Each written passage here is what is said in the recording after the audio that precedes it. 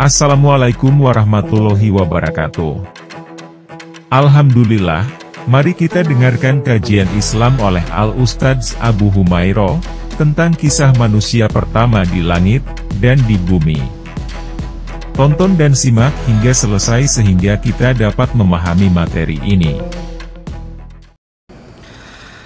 Assalamualaikum warahmatullahi wabarakatuh. Alhamdulillah wassalatu wassalamu ala Rasulillah wa ala alihi wa sahbihi wa mawalah wa la hawla wa la quwata illa billahi wa ba'du. Kita bisa kembali duduk di majlis ilmu. Kita akan mulas kembali tentang qasasul Quran, kisah-kisah di dalam Al-Quranul Karim yang berkaitan dengan para nabi dan juga rasul. Kenapa saya angkat masalah ini kembali? Karena terkadang manusia mendapatkan kisah-kisah di luar daripada Al-Quran dan Sunnah, dari kisah-kisah orang kafir ataukah kisah-kisah selebritis, pemain bola dan yang lainnya. Terkadang bisa mempengaruhi kehidupannya. Sementara di dalam Al-Quranul Karim banyak kisah-kisah yang sangat berfaedah untuk kehidupan kita dan kita pelajari dalam keseharian kita. Ma'asyiral muslimin yang dimuliakan Allah Azza wa Jalla. Kisah yang pertama adalah kisah Abul Basharil Ula, bapak manusia yang pertama. Saya ambil satu ayat ataupun beberapa ayat rujukan, selebihnya kita kembangkan kisah ini dari hadis-hadis yang sahih ataupun kisah-kisah Israiliyat yang bisa menopang cerita yang tidak bertentangan dengan Al-Quran dan sunnah Nabi sallallahu alaihi wa ala alihi wasallam. Di dalam surah Al-Baqarah, Allah Subhanahu wa taala berfirman, bercerita tentang kisah Nabiullah Adam alaihi salatu wassalam. Allah Subhanahu wa taala berfirman, "Wa idz qala rabbuka lil malaikati inni ja'ilun fil ardi khalifah. Qalu ataj'alu fiha man yufsidu fiha wa yasfiku ad-dima wa nahnu nusabbihu bihamdika wa nuqaddisu lak qala inni a'lamu ma la ta'lam." Dan ingatlah ketika Rabbmu berfirman kepada para malaikat, sesungguhnya saya akan menjadikan di permukaan bumi ini khalifah. Maka para malaikat mengatakan, apakah engkau akan menjadikan di bumi ini orang yang akan merusak padanya, yang akan menumpahkan darah, sementara kami para malaikat makhluk yang senantiasa bertasbih memujimu, mensucikan dirimu. Maka Allah berfirman, sesungguhnya saya lebih mengetahui apa yang kalian ketahui. Ma'asyiral muslimin yang dimuliakan Allah Subhanahu wa taala, di dalam kisah Nabiullah Adam alaihi salatu wassalam, sebelum saya masuk pada kisah ini, maka ada tiga makhluk yang ataupun empat makhluk yang akan terkait dengan kisah ini. Pertama Adam alaihi salatu wassalam, dan dia adalah orang yang pertama kali Allah ciptakan dari kalangan manusia. Bahkan dia manusia pertama yang Allah ciptakan. Bahkan dia adalah nabi yang pertama dan rasul yang nabi yang pertama yang Allah Subhanahu wa taala utus. Kemudian yang kedua Hawa, dan dia adalah wanita pertama yang diciptakan Allah Subhanahu wa taala dari tulang rusuk Adam. Kemudian yang ketiga Iblis, dan Iblis adalah bagian daripada jin yang Allah Subhanahu wa taala ciptakan dari api, dan dia bukan dari kalangan para malaikat. Berdasarkan firman Allah Azza wa Jalla, kana minal jin fa fasaqa an amri rabbih. Iblis itu bagian daripada jin yang bermaksiat pada perintah Rabbnya. Kemudian yang keempat, yang terakhir malaikat, dan malaikat Allah ciptakan dari cahaya.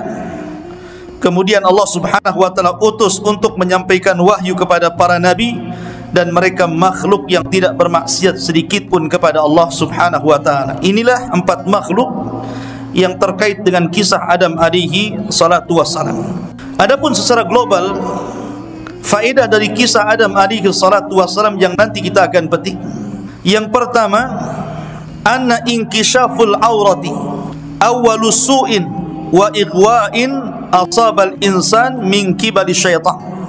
Bahwa terbukanya aurat dari Adam alaihi salatu wassalam dan Hawa adalah awal keburukan yang menimpa manusia yang ditimpakan oleh syaitan kepada Adam dan juga istrinya.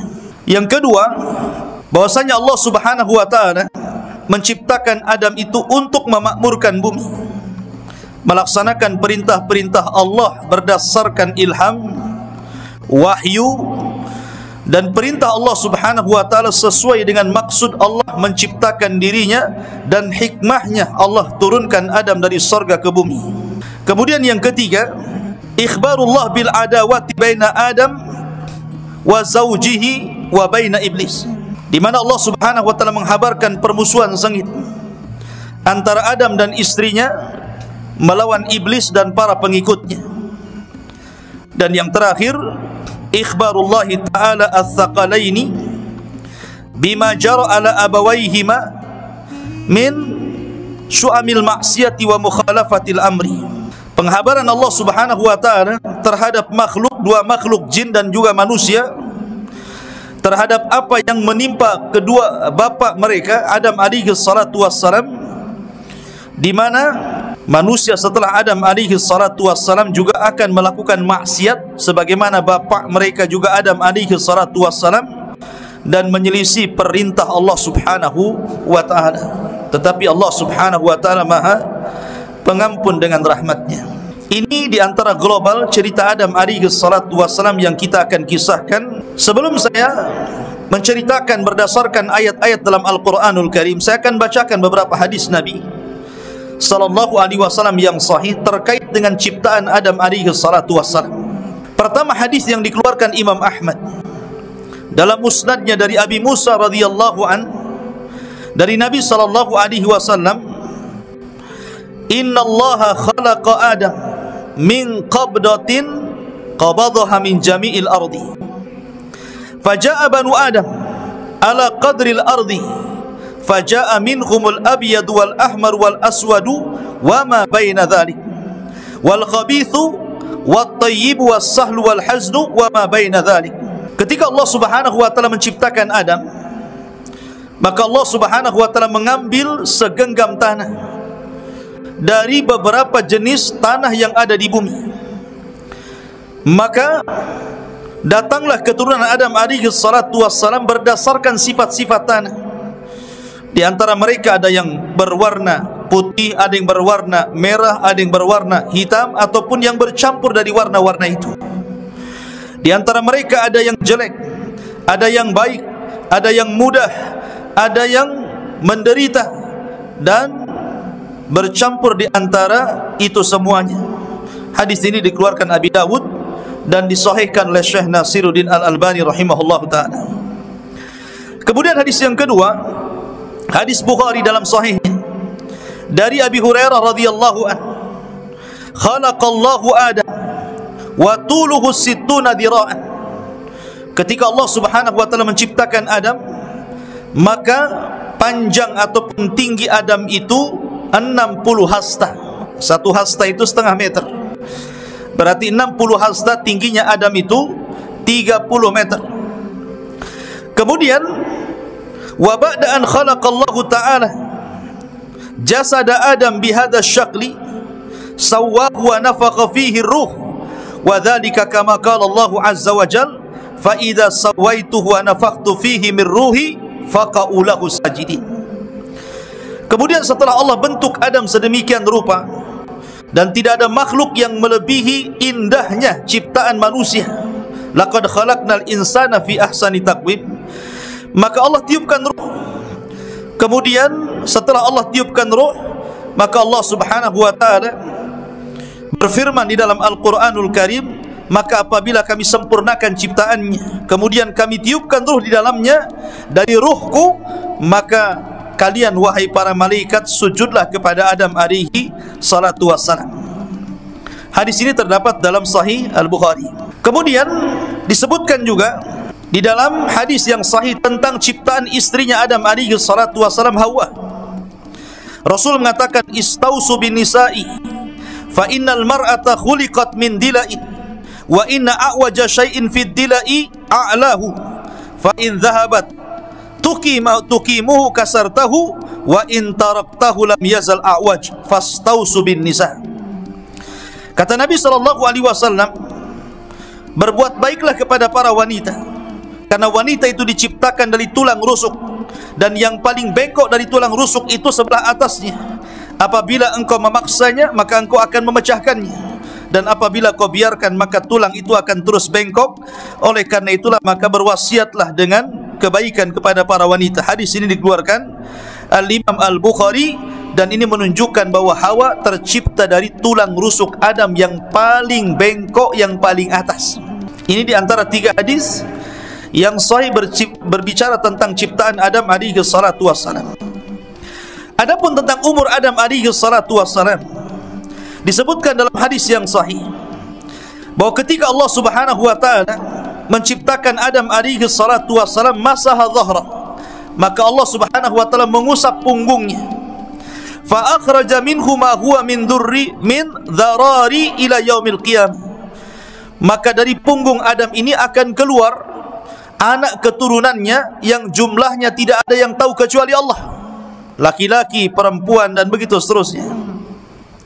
Kemudian Allah Subhanahu wa taala memberikan kepada Adam alaihi salatu wassalam, wa kana umru Adam alfa amin, dan umur Adam itu diberikan 1000 tahun.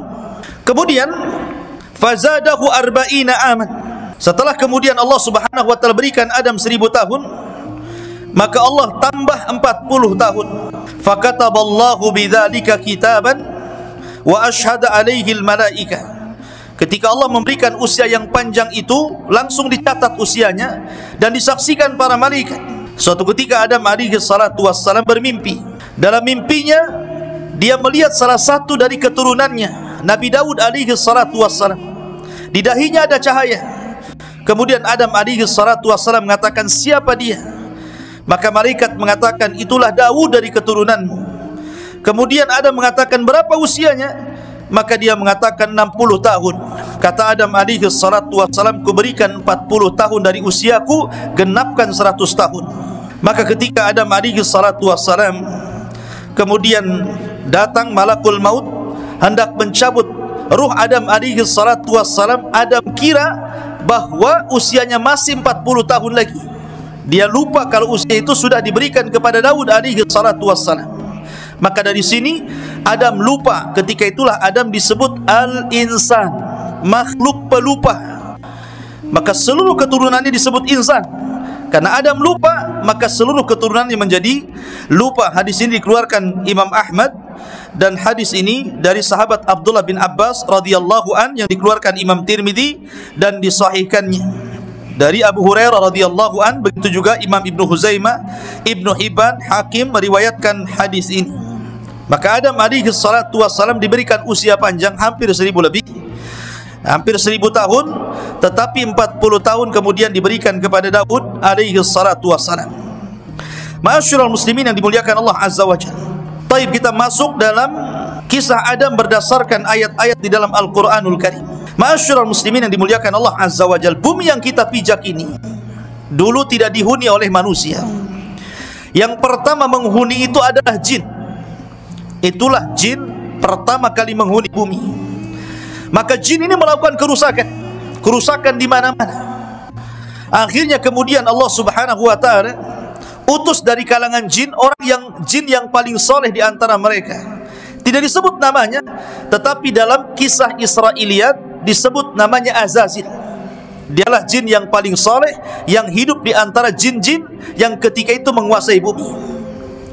Maka kemudian Azazil ini, jin yang paling soleh itu, diperintahkan Allah Subhanahu wa taala layaknya seorang nabi berdakwah memperbaiki bangsa jin. Akan tetapi karena bangsa jin yang jahat jauh lebih banyak dibandingkan yang baik, maka kewalahanlah jin yang saleh ini. Maka dia meminta pertolongan kepada Allah Subhanahu wa taala. Setelah meminta pertolongan kepada Allah Azza wa Jalla, maka Allah kirim para malaikat untuk menjadi tentara bagi jin yang saleh ini. Maka malaikat inilah kemudian menolong dan membantu jin yang menurut Israiliyat disebut Azazil. Maka sebagian jin akhirnya dibantai, yang masih kemudian membangkang dibunuh, sebagian mereka lari dipenjarakan di hutan-hutan, di lautan, dan begitu seterusnya. Sampai akhirnya Azazil berhasil mentertibkan bangsa jin dan menghukum jin-jin yang jahat. Maka sebab itulah akhirnya Allah Subhanahu wa taala angkat Azazil ke langit, kemudian hidup bersama para malaikat. Sebagaimana kisah Nabi Allah Idris alaihi salatu wassalam, Allah angkat ke langit. Allah mengatakan wa rafa'nahu makanan aliyya, kami tempatkan tempat yang paling tinggi bagi Idris di langit keempat. Maka begitu juga Azazil diangkat ke langit, kemudian hidup bersama para malaikat, dan Allah Subhanahu wa taala tempatkan iblis ataupun tempatkan Azazil di sorga yang penuh dengan kenikmatan, menjadi khazainul jannah, menjadi bendaharawan sorga, diberikan semua kenikmatan sorga, dan iblis merasakan nikmat yang luar biasa sampai pada waktunya ketika Allah Subhanahu wa taala hendak menciptakan satu makhluk yang akan menjadi khalifah di permukaan bumi. Khalifah itu artinya yakhlufu ba'duhu ba'dha. Khalifah bukan memimpin artinya. Khalifah itu artinya makhluk yang bergenerasi. Ketika hilang generasi pertama, muncul generasi berikutnya. Artinya manusia tidak akan musnah sampai akhir zaman. Itulah maksud khalifah, yakhlufu ba'duhu ba'dha, bukan pemimpin bumi. Sebagaimana kesalahan orang ketika memberikan penafsiran makna khalifah, inni ja'ilun fil ardi khalifah. Maksud khalifah di sini artinya makhluk yang yakhlufu ba'duhu ba'dha, di mana datang generasi kemudian hilang, datang generasi yang lainnya. Maknanya makhluk yang bergenerasi, makhluk yang berketurunan, itu namanya khalifah. Lah Allah Subhanahu wa taala hendak menciptakan Adam alaihi salatu wassalam menjadi makhluk yang bergenerasi dari anak keturunannya.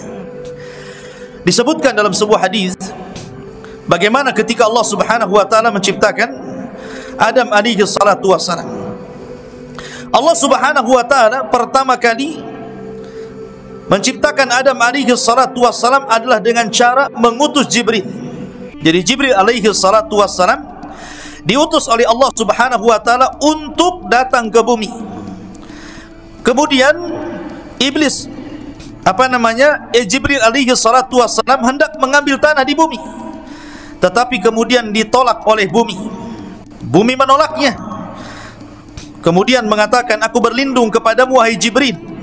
Maka Jibril pun kemudian tidak jadi mengambilnya. Dan itu berdasarkan beberapa riwayat. Kemudian setelah itu Allah Subhanahu wa taala mengutus malaikat yang lainnya. Begitu juga sama malaikat kembali tanpa hasil, karena bumi berlindung kepada Allah untuk diambil tanahnya. Sampai pada waktunya akhirnya kemudian Allah Subhanahu wa taala mengutus malakul maut untuk mengambil sebagian tanah yang ada di bumi untuk menciptakan Adam alaihi salatu wassalam. Bumi pun berlindung untuk diambil tanahnya. Tapi malakul maut dia mengatakan wa ana a'udzu billahi an arji wa lam anfid amrahu. Sebagaimana engkau bumi berlindung kepada Allah untuk kuambil tanahnya, aku pun berlindung kepada Allah, aku tidak akan kembali kepada Allah sampai kuambil tanahmu. Akhirnya kemudian malakul maut pun mengambil beberapa tanah, ada yang berwarna merah, berwarna putih, berwarna hitam, ada yang juga bercampur, kemudian diangkat ke langit. Kemudian dengan sebab tanah itulah Allah ciptakan sendiri Adam alaihi salatu wassalam. Adam tidak diciptakan dengan kun fayakun. Adam diciptakan dengan Allah, oleh Allah Subhanahu wa taala, dengan kedua tangan Allah Azza wa Jalla. Dan ini menunjukkan apa? Untuk mematahkan hasadnya iblis. Karena iblis mengatakan ana khairu minhu, saya lebih baik dibandingkan Adam. Saya lebih baik dibandingkan Adam. Khalaqtani min nar wa khalaqtahu min tin. Aku diciptakan dari api, kau ciptakan dia dari tanah. Itu hasadnya iblis. Tetapi Allah Subhanahu wa taala untuk mematahkan hasadnya iblis yang mengatakan dia lebih baik daripada Adam, maka Allah menciptakan Adam dengan kedua tangannya, langsung dengan kedua tangan Allah, sementara iblis diciptakan dengan kun fayakun. Maka kias iblis itu kias batin yang mengatakan bahwa saya lebih baik dibandingkan Adam. Bahkan Adam jauh lebih baik karena Allah yang menciptakan dengan sendirinya, Allah yang memasukkan ruh ke dalam badannya, Allah yang menjadikan malaikat sujud kepadanya, dan banyak segudang keistimewaan Adam dibandingkan iblis laknatullah alaih. Maka jadilah Adam terbuat dari tanah. Dan itu Allah Subhanahu wa taala firmankan di dalam Al-Qur'anul Karim, wa laqad khalaqnal insana min sulalatin min tin. Dan kami ciptakan manusia itu dari tanah. Maksudnya asal penciptaan manusia dari tanah, bukan berarti kita semua turunan Adam dari tanah, tidak. Maksudnya asal penciptaan Adam dari tanah. Adapun kita bukan dari tanah, tetapi karena asal ciptaan kita, bapak kita dari tanah, maka kita pun akan kembali ke tanah. Makanya orang-orang yang beriman apabila kembali ke tanah, maka tanah akan memeluk kita. Makanya di dalam kuburan itu ada 4 peristiwa yang akan berlaku. Pertama, himpitan bumi. Yang kedua, fitnah kubur. Yang ketiga, azab kubur. Yang keempat, nikmat kubur. Yang pertama kali himpitan kubur. Semua orang akan dihimpit kuburan. Bayi yang tidak berdosa saja akan dihimpit kuburan. Bahkan Rasul mengatakan kalau seandainya ada yang selamat dari himpitan ini, tentulah Sa'd bin Mu'adz yang akan selamat. Padahal Sa'd bin Mu'adz itu ketika meninggal bergegar arsy Allah Subhanahu wa taala, turun 70.000 malaikat mengantarkan jenazahnya, tapi dia pun tidak selamat dari himpitan bumi. Tetapi para ulama mengatakan kalau himpitan itu mengenai orang-orang kafir, maka akan meremukkan seluruh tulangnya. Tapi kalau himpitan itu kepada orang yang beriman, maka sebagaimana seorang anak yang hilang kemudian berjumpa dengan ibunya, maka akan dipeluk dengan kasih sayang, maka tanah itu akan memeluk kita sebagaimana seorang ibu memeluk anaknya. Tidak terasa apapun. Ma'asyiral muslimin yang dimuliakan Allah Azza wa Jalla. Maka setelah itu kemudian Allah Subhanahu wa taala biarkan Adam mengeras. Ketika mengeras inilah iblis penasaran. Allah menciptakan siapa dan untuk apa maksudnya. Maka akhirnya iblis pun selalu datang mengitari patung Adam yang belum ditiupkan roh itu. Terkadang masuk ke lubang hidung, keluar dari lubang telinga, masuk ke lubang telinga, keluar dari lubang mulut. Kemudian kata iblis, araftu annahu ajwab. Aku mengetahui bahwa Adam itu terlampau banyak rongga, banyak lubang. Artinya ini makhluk yang lemah. Maka iblis ketika itu mengatakan, la usullitu alayya la uhlikanna. Kalau makhluk ini diserahkan kepadaku, ku hancurkan dia. Artinya bahwa dari sini iblis sudah nampak hasadnya kepada Adam alaihissalatu wassalam, padahal belum ditiupkan roh.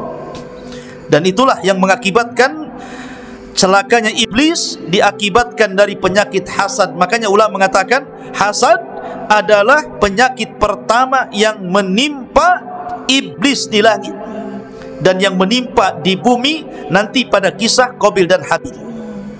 Ma'asyiral muslimin yang dimuliakan Allah Azza wa Jalla.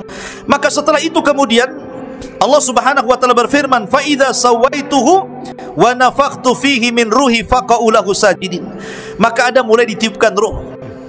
Maka Allah perintahkan para malaikat untuk menyaksikan, termasuk juga iblis hadir di antara para malaikat. Maka ketika ditiupkan roh dan roh itu sampai di matanya, mulailah memandang mata Adam alaihi salatu wassalam, dilihatnya dia berada di sorga. Dia melihat bagaimana nikmatnya sorga, buah-buahan sorga, macam-macam yang di sorga. Kemudian mulailah ruh itu menjalar sampai tenggorokannya. Mulailah Adam merasa lapar. Dia terus memandang buah-buahan sorga. Akhirnya ketika betul-betul ruh sampai di tenggorokan, Adam pun bersin. Kemudian Allah mengatakan, Qul ya Adam, alhamdulillah. Maka Adam mengatakan, alhamdulillah. Maka Allah berfirman, yarhamuka rabbuk. Semoga Allah merahmati dirimu. Maka kemudian Adam alaihi salatu wassalam terus ruh itu menjalar sampai ke badannya. Belum sampai kaki, tangannya sudah berusaha untuk mengambil buah-buahan sorga. Makanya Allah mengatakan, khuliqal insanu min ajal. Manusia diciptakan itu tergesa-gesa, tidak sabar. Adam tidak sabar, maka turunannya pun tidak sabar. Sampai ketika kemudian betul-betul ruh sampai di kakinya, Adam betul-betul menjadi manusia, antara jiwa dan jasad bersatu.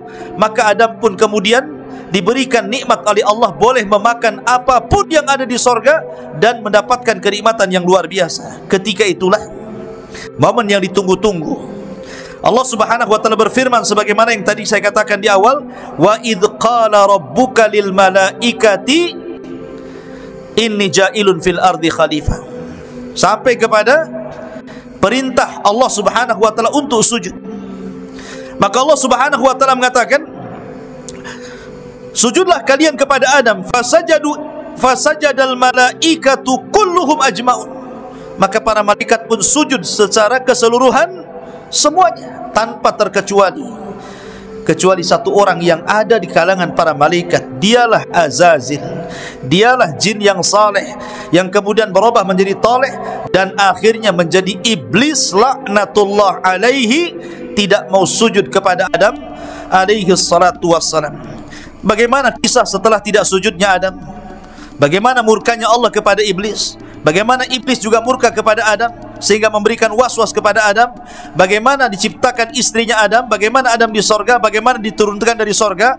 Maka kisah ini masih berlanjut. Subhanakallah bihamdika asyhadu an la ilaha illa anta astaghfiruka wa atubu ilaik. Allahu ta'ala alam. Assalamualaikum warahmatullahi wabarakatuh.